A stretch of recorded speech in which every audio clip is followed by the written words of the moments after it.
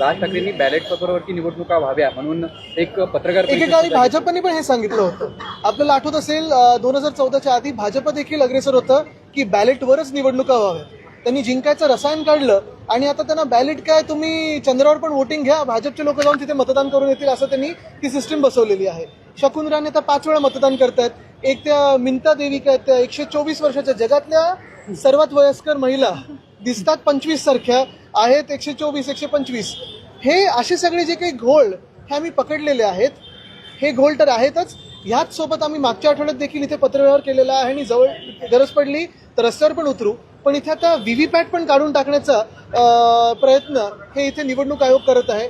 नेमकं निवडणूक आयोगाने ठरवावं की निवडणुका घ्यायच्या आहेत की सरळ ठराविक त्यांचे जे ओळखी पाळखीचे लोक आहेत त्यांना जाहीर करून टाकायचं की हेच जिंकले. दिल्लीत ज्या पद्धतीनं आंदोलन झालं तशाच पद्धतीचं आंदोलन महाराष्ट्रात देशभरात केलं जाणार आहे होणार, का? देशभरात होणार. पण मुख्य निवडणूक आयोग हे दिल्लीत बसतं. निर्लज्जपणा हा दिल्लीतून होतो म्हणून